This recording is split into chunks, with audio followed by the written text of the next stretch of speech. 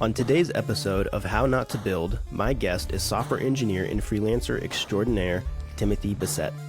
He's been doing this for 10 years and he's been CTO for several startups, taking one all the way to exit. We talk about finding the right CTO for you, getting started with just a few $1,000s, and some of the trade-offs of hourly versus fixed price bidding. This was our first episode in a public setting, so I hope the audio quality isn't too distracting.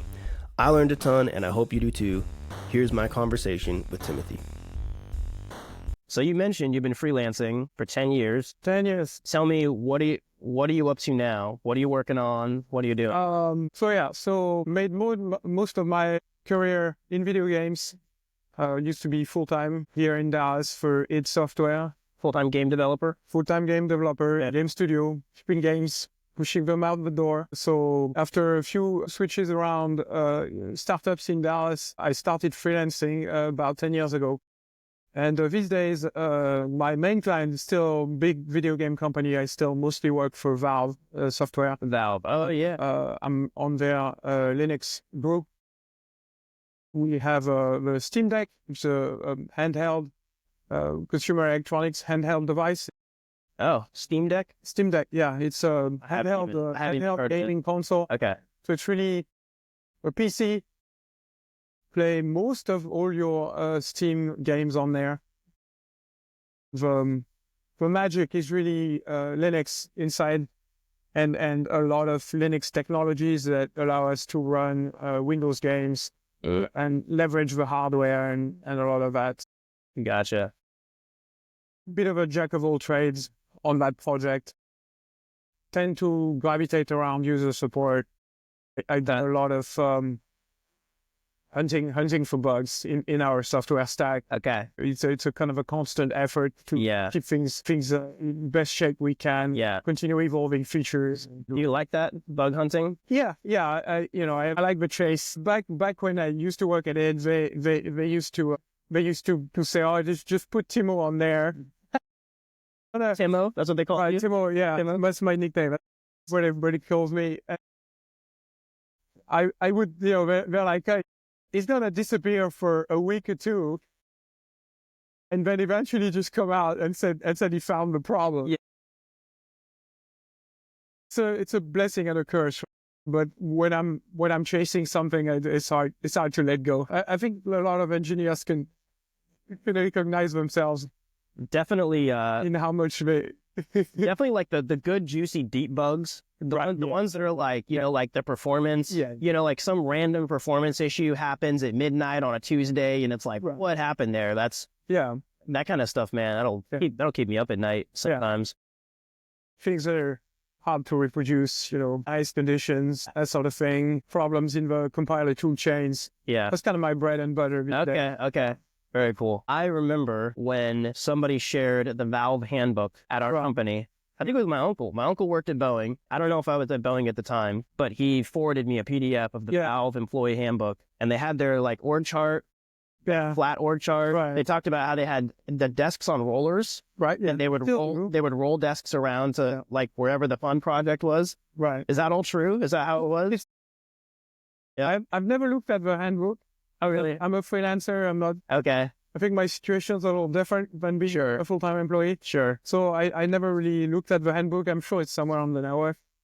But yeah, they still do that. I think, and I contrast that with my experience working in other studios where the structure is a lot more rigid.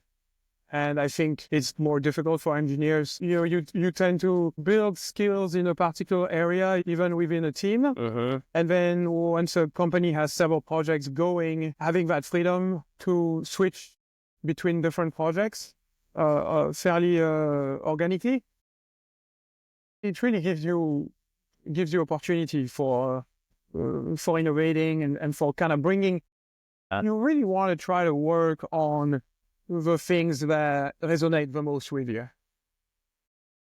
I think for an engineer, that's a really big motivation to scratch that itch, to be able to focus down on the things you feel you can bring value. That's so cool. They do a lot of that. I mean, we're not here. Well, that's when we do our best work. I hope, but What's that? we're not here to talk about Val. No. So No, but the that, nice thing with being a freelancer and having some of my clients or long-term clients is that I still try to be involved in the startup entrepreneurial tech scene in DFW and try to attend events and try to maintain connections with founders and entrepreneurs. We're lucky in DFW. We have a reasonably healthy entrepreneur ecosystem. And so every few years, I connect with a small startup or with a founder, and they have an idea, they have a project they're building, and they need someone to kind of do the early exploration, put them on the rails in terms of the technical execution. So that's what I do. That's what I try to do. okay. On a regular basis. So how does that go? Because I think that's one question a lot of founders have is they might have an idea. They have a small budget. Yeah. Maybe it's only $1,000. Maybe they're trying to figure out, maybe they have friends willing to put in some money, but they're not going to do that until they take the first step. So what is that first step that you recommend people take? If they've only got $1,000 budget, how should they spend that to bring their idea to life? I think for founders that have very limited budget, very limited finance, they're really still in a phase where they're trying to get financing, really. With $1,000, with just a few $1,000, all you can hope for is building early prototypes and improve your pitch deck, essentially. So what's an early prototype? Is that like... One example we had, I worked for two guys. They were doing a very small electronics device. Okay. I was doing a real-time location on the cheap, very low power, something. We have the AirTag nowadays. It was a smaller, much lower power, local version. Like it didn't try to connect to the internet or anything. Okay. With really tiny emitters, tiny receptors, and you want to try to build a software stack that lets you locate all those things, right? And the founder, I mean, he was financing it by working in a restaurant and just putting the extra cash he could set aside into building this up with his friend. Okay. One electronic guy, and him as the founder and kind of the idea and the driver, and found me to start building a software stack. How did they find you? Meetups or founder events, pitch events, that sort of thing. I don't remember really how we connected. Yeah. And it might also be the network, right? He talked to another dev that said, hey, maybe you want to talk to Timo, see what we can do. Now in these events, actually I'm going to take this tangent here because when you went to these events, you were just there in person meeting people. Did you give any speeches? Did you give any talks? Not really. Host anything? Not really. I just attended. I mostly show up for the networking. Cool. Yeah.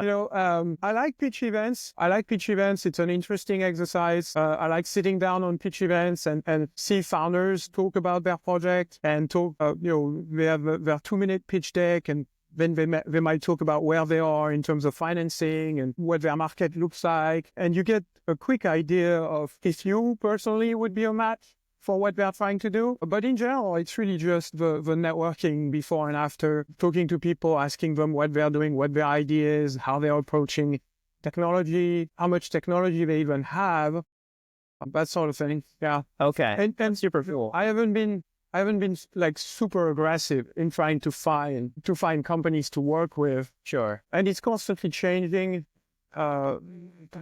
DFW, so big, there's different groups doing different events in different places. So now the tech entrepreneur scene in Frisco might be very different from what you see in Dallas and in Fort Worth. Yeah. So you really have to scout on Meetup and explore those orgs. And is Meetup still the main? Coming back a little bit. Okay. But there were a few years. I don't know if it was me not being involved as much, or I think it's not you. Took a nosedive. I think it was COVID, and even before COVID, it took a big nosedive. For some reason, it started falling out of favor. I think I don't know if it was like, go ahead. And I don't know. I've heard it was financing. It was changes in financing, changes in angel investing. Dallas is not California. more difficult overall to raise money. Angel investing in Texas, people tend to be a little more risk averse. On the numbers, they won't sign really big checks immediately. They kind of want to see a little more. Yeah. But also, True. Also a good thing, I think, because you get less BS projects around. The things that kind of manage to survive and go forward. You don't get funded just for having AI in the name. Right. Yeah. Do you think DFW specifically is at an inflection point now, both with the economy, with people moving in from the coasts? Do you think the tech scene is going to be scaling up over the next few years? It's early. I think so. I'm starting to get involved a little bit more. Okay. And I see a few more events come through.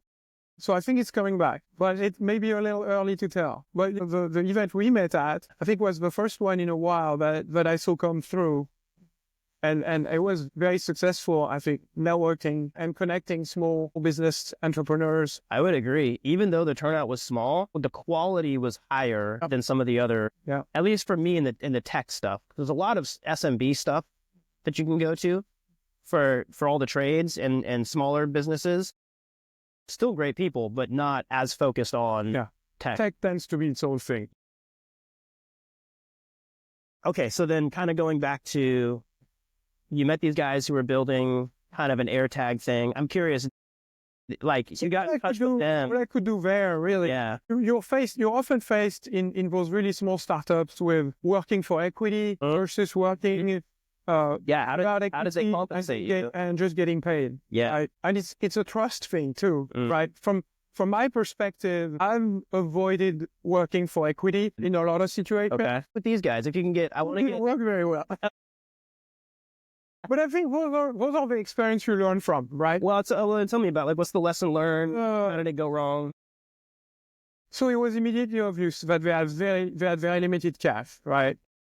And I was in a position to help. I think from the technical side, I had knowledge that was applicable to their problem that I could start building. But not working for equity and working with a very small budget, the stuff I could provide was somewhat limited. And I was working in that mindset of doing small, interesting increments in terms of software stack. Okay, like Agile, so that they can continue doing proof of concept, pitching, and continue on a path to raise a little more capital. And I want to be specific. When you say with a small budget, are we talking less than 10 grand?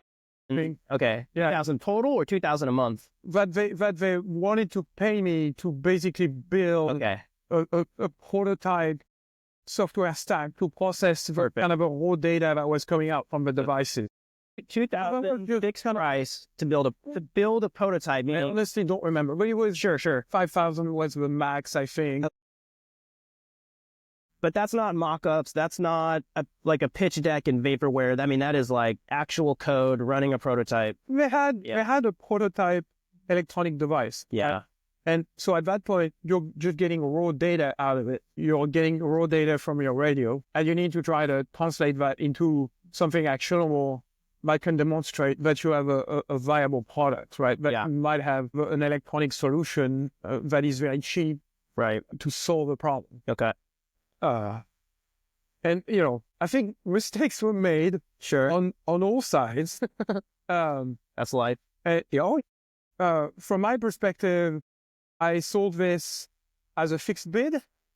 Okay. Because I think with the amount of money they had, they were uncomfortable with me billing hours. Yep. With me saying, okay, I'm going to work on this. Sure. And I'm going to build that much. I'm going to bill that much per hour. Yeah. And I'm going to kind of show you my progress, and we're going to iterate. So they preferred something that was a little more definite and a fixed bid price. And I think there was misunderstanding on how much I was supposed to deliver for that price. So in the end, what I gave them and how much it did was a little disappointing for their expectations. But from my perspective, it was also as good as it was going to get with the amount of money. That's right. And with the data that was coming out of a device. So, I think in the end, we kind of split in the middle. We had agreed on some amount on the fixed bid, and I ended up getting paid for half of it. And we parted ways pretty quickly. It's not a project that went super well. Yeah. So what would you do differently? Not do it at all? I mean, other than not doing it at all, right? But we spend way more time questioning the design, being a little more specific. If you're going to work a fixed bid in tech as a engineer, you're taking on a lot of risk. Typically, small startups, the earlier they are in their process, the more unknowns.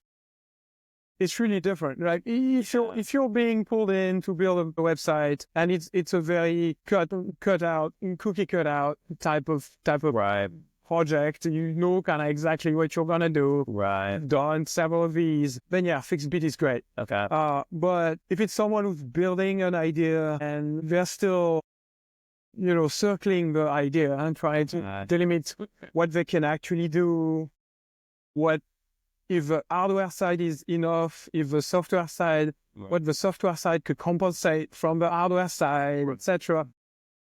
You really probably should never touch fixed bid and only work hourly.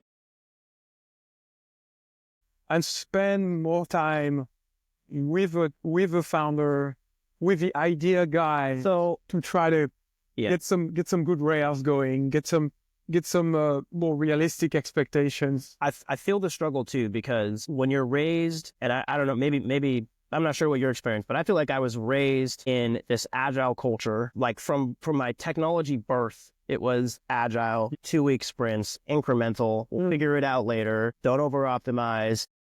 Dead yet, or? Hey, right. Well, that's a whole nother. I actually want to do a separate podcast just on that.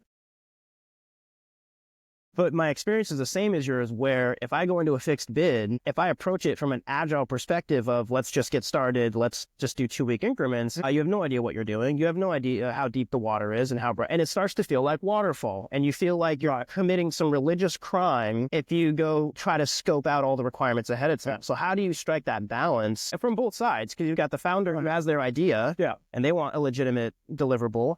The tech person who's acknowledges there's a lot of unknowns. What do you think is... So with other companies where there was more funding and we had several employees, and I was director of technology, we built this very nice dialogue with our CEO, who was the founder, who was the idea guy. And we built this very nice dialogue between kind of the long-term vision and the short-term, what's our next goalpost? Where are we building next? And I really love how founders are usually very enthusiastic people. They're very positive. They have this idea. They strongly believe in it. And they're kind of single-focused driving to it, right? Yeah. But sometimes they tend to get into this mindset of only seeing the full product when it's built and done, and not thinking about the precise day-to-day steps on how to get there. And I usually describe this as like building a bridge, right? The founder will sometimes describe you the bridge with the pillars and everything's all holding together and it's great and it's this awesome thing, right? And all your ideas work together. You've got the market cornered, you've got exponential growth, everything's awesome. But the hockey stick. And then it's like, but like the big thing in engineering is how to build the bridge, right? Like how to progressively move the road over the gap and have your thing not collapse before the two ends meet in the middle. That's and right. It starts to hold on. That's right. Right. And so I think the CTO needs to be thinking about those steps and trying to temper those long-term visions with more short-term. This is the goal step. This is the goal post. This is how we get there. And it's a nice exercise. Sometimes it works really well. Yeah. I've definitely had a few founders with whom this worked well. Okay. I think you're kind of saying, do what you can. And there's a lot of frameworks out there that come to mind, actually, but do what you can to keep the vision in mind, But if you're going to write a contract around something, write it around the goalposts. Right. Very, very specific, concrete deliverables. Would you say, because sometimes I wonder, and I'm putting a lot of hours, like if I was to go do that for a client, I might, as a technical person, I might have to put up a lot of hours to figure out all those details. Yeah. And sometimes it can be frustrating both for me and the founder, because the founder's like, hey, we spent weeks talking about this, do I charge for those hours? Do I put them free and say, look, this is just, it's a big risk. And so we want to make sure that we're good for each other. These days, I tend to do this research and planning work pro bono. For me, it's just part of a sales pitch. Yeah. I'll discuss with my founder, and I'll take notes, and I'll start building a plan. I'll start exploring some technologies, saying, oh, we could do it with this thing, this other thing. We could pick this framework, that other thing. So I start doing all that work, and it's all pro bono. It's all really part of the exploration of their ideas. And yeah, it doesn't always pan out. Sure. But I think at one point, I'm like, all right, yeah, if we sign on this, then I'm going to charge for some amount of this early research we've done. Yeah, good. Right. We can talk, like, we'll talk about it. Right. You have to be open with it and say, hey, I've invested some hours already into researching this, and I'd like, to have something coming back from that effort. And that allows me to do it pro bono for several clients, right? Right now, you communicate that up front, right? That like, hey, I'm going to give you all this time for free. Yes. But there will be some of it that if we sign a contract, it will be kind of worked into that cost. So that makes it easier for you to give up that time as well. Yeah, that's good. I mean, right now I have two clients that, they haven't said yes, they haven't said no. They've mostly said, oh, we'll come back to this later, right? Sure. Where I've done most of that work to figure out how we're going to do this, how much work it's going to represent, what's a decent road to get to the idea. And it's still up in the air. So I potentially have that revenue at some point, if they ever sign on, or if they don't, they don't. And that's it, and you have to move on. Well, I think as a tech person too, I've always valued the learning process a lot.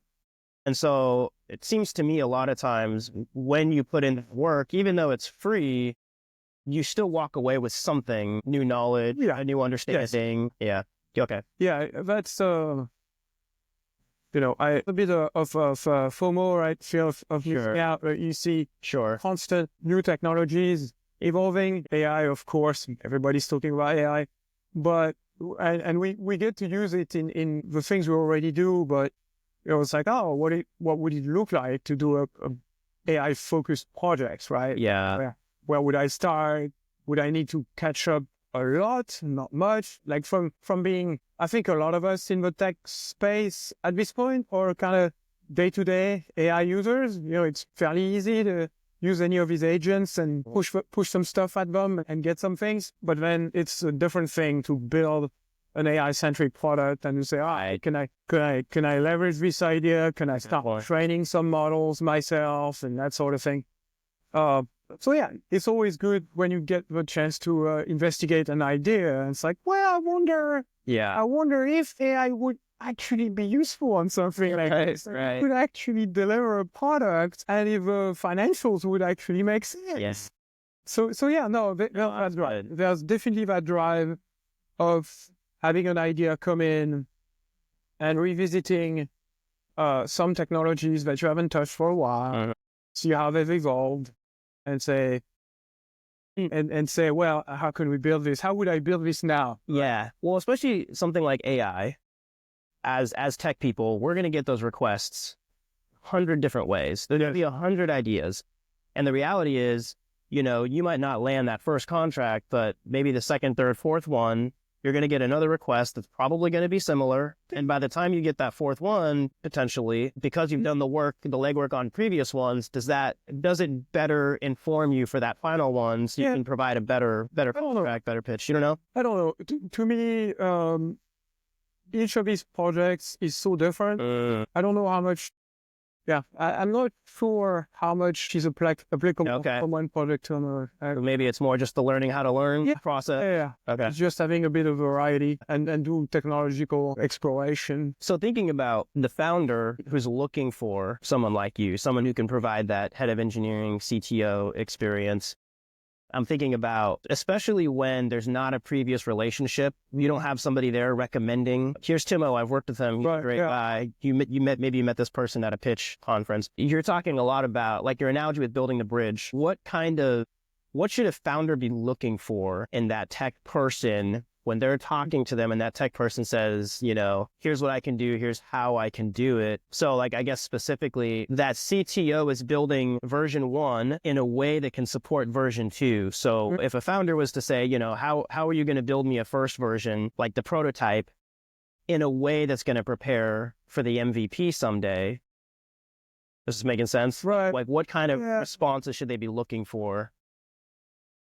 So maybe first, founders come a lot of different kinds, and maybe they're not always looking for a long-term. They may not be looking for a long-term relationship too. There were cases where I've had people look for a very small thing to get them going, but it sounds like you're more interested in building a startup. I'd say what you describe is for someone who's in the 50 to 100K funding, and they are looking to engage someone on a more permanent basis and kind of have a tech co-founder with them. Gotcha. I think there's a lot of introspection for founders to know themselves in terms of how much tech savvy am I, how much trusting with people am I, like how well do I read technical people. I think tech-oriented and engineers work a little differently. There's a bit of practice, I think, in understanding where they come from and how they think about a problem. So but what I think what you said is right, is finding that concrete aspect, kind of boots on the ground. In a lot of ways, the way I look at it is that the founder, CEO, is going to be very quickly busy with dealing with the board and with funding and with kind of a general business direction. And I think as a founder, what I look in a founder is if they can talk to me about their business plan, if they can talk to me about their exit strategy, how much do they understand about the startup ecosystem, about the funding strategy? Because I've worked with different businesses that had very different exit strategies. So I've worked with people that they had funding, they wanted to grow, they didn't care all that much about being profitable because they were gunning for an acquisition. And that's one completely valid business model in some circumstances. And I've worked with other founders that were building a long-term thing. They were saying, no, the amount of funding we have, the idea we have, the way the market looks, we think we can become a small profitable company, and this is our strategy, right? So I think a founder does need to talk about that to his CTO and to tech people, because it'll have an impact on how you do things, on the level risk, on the order in which you do things. Yeah, it sounds like you're saying don't approach it as it's almost like I don't want to put words in your mouth. It's almost like you're saying don't approach it as a business partnership, approach it as a dating relationship. Like you really are looking for, how does my personality, how do my strengths match with this person's personality and strengths? You have to find a personality match. Both ways, because the CTO is looking at how good can the CEO navigate the business world and the venture world, and vice versa. Because I think, would you say that when you're way early on, when you're at $1,000, you need someone who can just build, who's good at building and can crank out maybe that prototype. If you're up at, 100,000 and beyond, at that point, you need someone who can maybe play more of an engineering manager role, looking at team building. Yeah. Is that fair to say? What other things should founders be looking for in the difference between I have $1,000 in an idea versus I've got my first seed round, I need to go build an MVP? Maybe to clarify on that. Yes. Early on, when you have fairly small amount of money invested, most likely it's your own money. You still have plenty of time to turn things around, right? You haven't you haven't put yourself on a track that constrains you too much. You're really honestly more in an exploration phase. You're finding what works for your pitch deck. You're finding kind of your initial idea. And so, like, I know we talk a lot about pivoting, but with so little amount of money, like, you're pivoting every day. Like, it's really, yes. Yeah. And then, but then you, as a founder, I think you recognize a point where you're bringing investors in, you're setting the legal structure of your company, you have a board of directors, most of them are your investors, and that starts to put some serious constraints on how the company grows and what you can do. And your board of investors doesn't necessarily have the same culture. They're not necessarily ready to do pivots that you might find that you need to do. So it's at that point that you really want to start finding people that you can connect with, that you feel you can start to separate responsibilities. Right. I've had that work at several levels of success, but you know, the company that had the most successful exit, I definitely witnessed that with my CEO, just how well he matched people for being able to give them wide responsibility and trust on their own area, on my area of the technical aspects of things. And then once we got going, he really mostly disappeared into doing the business side of things. Okay. Talking to potential buyers, talking to new investors, and doing all that aspect of the work, and being very hands-off on the day-to-day building of the company. Was he a technical person also? No, he wasn't. He wasn't technical. Okay. No. So you guys had a great relation. You guys were well matched personality-wise. Yeah. And in terms of skill set. In terms of skill sets, there was a lot of trust. So he was, so like you said, after you guys built the initial thing, sounds like you got some sort of funding put together, and then he was able to go off and focus on continual funding and selling and all that marketing stuff. Yeah. You continued to build the core features, the MVP, and you guys exited? Yeah. Awesome. Well, how long did it take? it was very short because, in a way, we got lucky with COVID. You got lucky with COVID. Well, yeah, I mean, How so? some business were pretty impacted, but in this case, we were selling an online product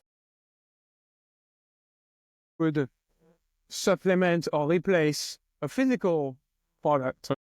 And so suddenly with lockdowns, a lot of the clients we had that were a little wishy-washy about what we were offering, it was a little difficult to get them to sign contracts. So suddenly they had to close their physical retail locations.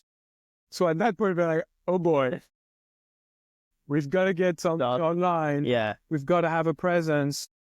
And so all those guys started calling us up, and, you know, that kind of got us a growth, fairly quick growth there. Gotcha. And was that acquisition, or was that, how did you guys? Acquisition. Okay. By a P, basically, it was mostly a P, well, no. We got acquired by a company that was operating under private equity. Okay. So themselves were looking to grow their portfolio of services really quickly. Right. And so I think internally they had decided that they needed an online tool, they needed an online presence. So they said that these guys that we started to work with, let's make a good offer. Gotcha. Buy them. Very cool. So you got a good chunk of change from that? Yeah. Good. Yeah. Good. And it sounds like that had nothing to do with video games. No, nothing to do with video games. It was real estate. And well, it did in some ways because it was real-time visualization, real-time rendering for new houses. Okay. So, why don't they have doing real-time rendering of a house? So every time, you know, from the comfort of your tablet in your bed, you can. Every time I look at a house, stick the stuff in your new house and say, I want the cabinets to look like. Okay. Like customization tool. Yeah, customization tool. Okay, what I want, I don't know why we don't have this yet. Every time I look at a house, all I care about is the schematics of the house, the layout. And even half the houses I look at, they don't even have a 2D floor plan. But I don't know how they have not productionized a drone that flies through the house, captures the 3D imaging, and then they could put that on like Redfin, Zillow. Like I want to look at that. There's things that do that. Our product does it. It needs to be everywhere though. I look at houses like we're renting. We're renting, and I'm looking at houses like every week, and 80%, 90% of houses still I can't do a 3D walkthrough of the house. Right. So I think that's interesting because as a tech guy, you see immediately the value in the idea, right? And I think that's what we do when we are matchmaking with founders, when we're going to pitch decks, we're doing that process. Sure. We're checking. It's like, does this idea work? Like, is there a market? Is there a need? Sure. Yeah. And so you connect with that immediately, right? And I think when I connected with that CEO, that was the same thing, right? I can see the potential in that. Yeah. I think that idea has legs, right? Okay. Yeah. Well, let's build it. Wow, but I mean, I think so. The total amount of business tech ideas you're exposed to, Yeah. I'm sure you do have a filtering process, right? Yeah. How much do you narrow down? Because for me, I see probably maybe 1 out of 20 that I feel. Oh, yeah. Okay.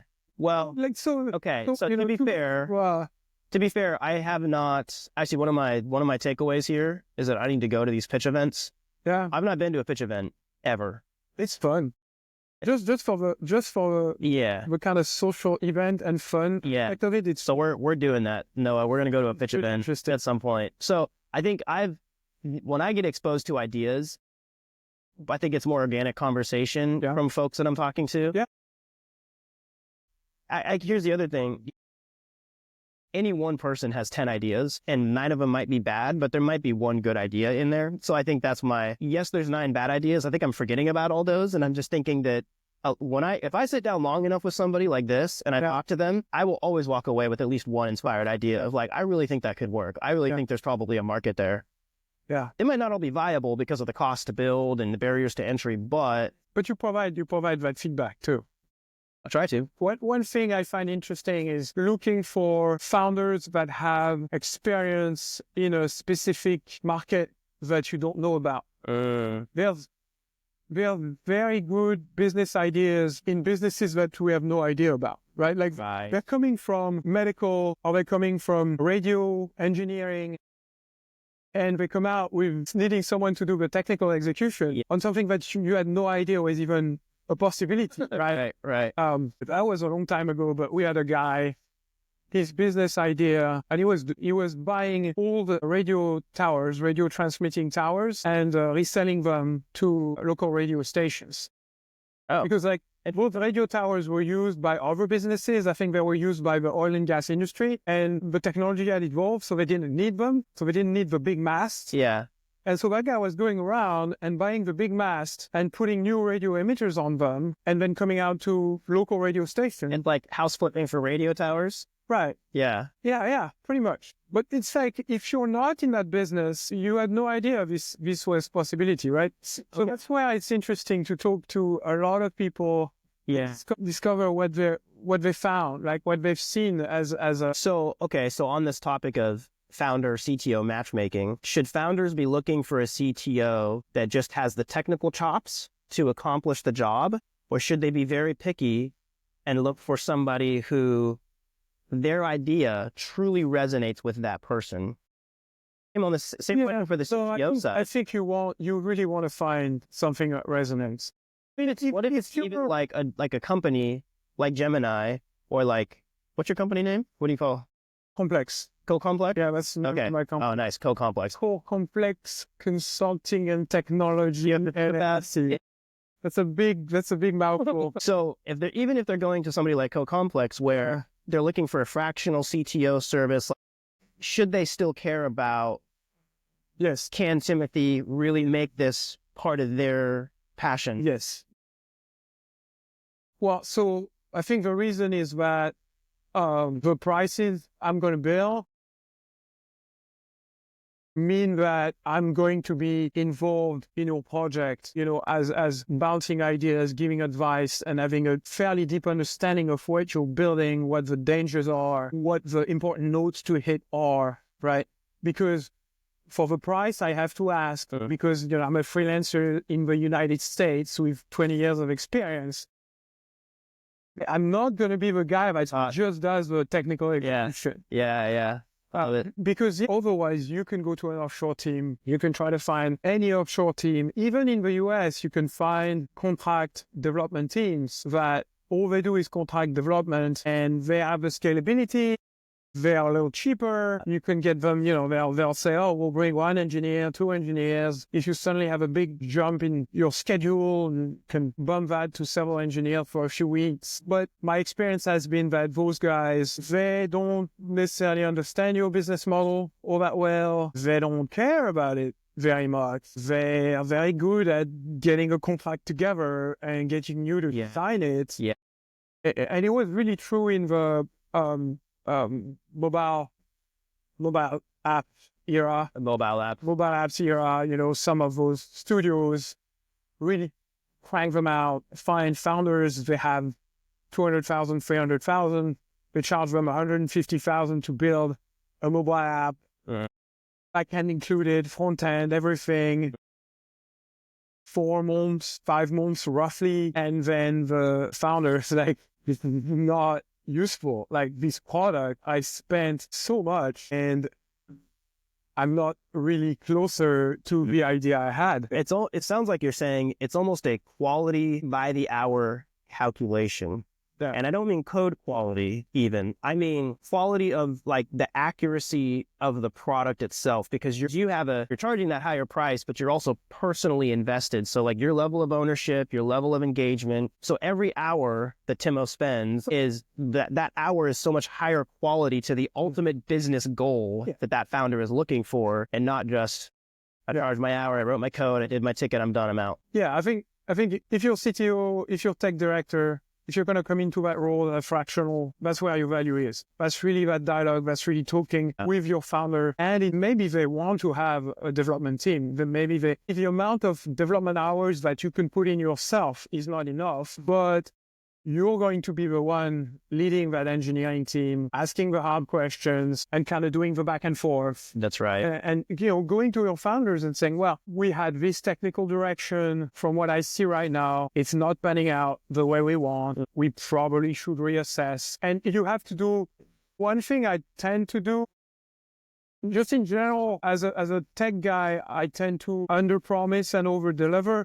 I'm always trying to be the guy who says, okay, I'm not sure we can do all of this, but we can at least hit those marks and then we'll see where we are and if we can finish it and kind of deliver a full product. But I also try to bring value knowing that you start on an idea, you start on the implementation, and there's going to be surprises, and being really good at quickly saying, okay, we need to change, we need to just do a little adjustment. We can't quite deliver this because, it's too much strain on the machines. Like it would cost too much to run it at this kind of rate. But maybe we can get by, like we can have a compelling enough product if we reduce our resolution there, or if we take this different hardware might turn out to be good enough. Yeah. Not be, it becomes a cost, talking about running costs with your founder and yeah. That's a really good point too, because what I hear you saying is you're going to be, again, because you're in the mindset of how do I help the business goal, the options that you bring to the table, whenever there's a roadblock, there's 3 ways you can go. And when you approach that, you're approaching it from the perspective of how do I get you to the end goal, not from the perspective of just, well, here's a bunch of random options you choose because I don't want the responsibility, right? So there's that. And so to be clear, offshore team, remote teams, third contract providers have a lot of usage. They're very good. They're boots on the ground.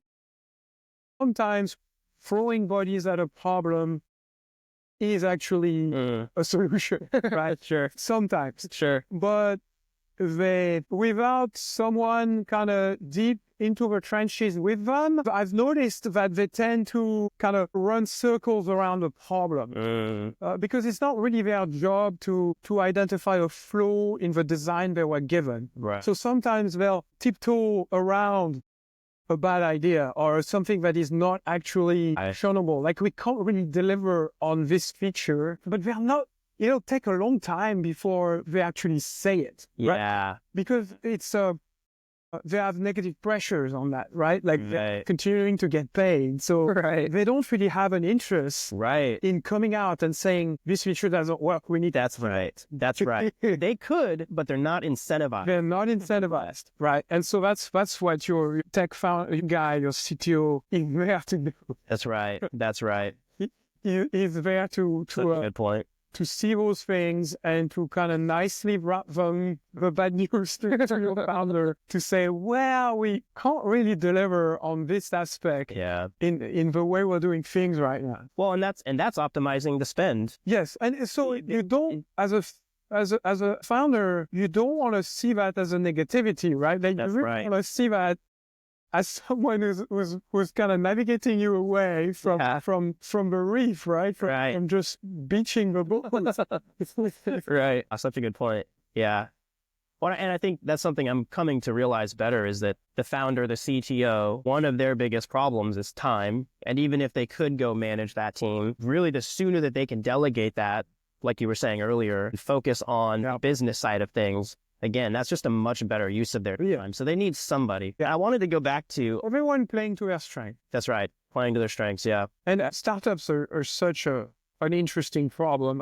You have to execute. You have to have near perfect execution. And near perfect execution means all the things we've said. Having a good separation of responsibilities, having people that work well together, having everybody lined up on the same idea, all of that is that perfect execution.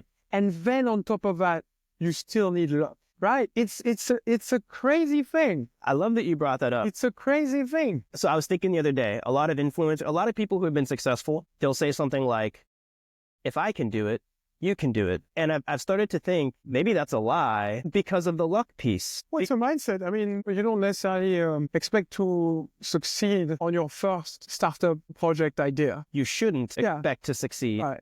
That's a mindset. Yeah. That's something you hear often, that for entrepreneurs, your first successful project is the hardest one.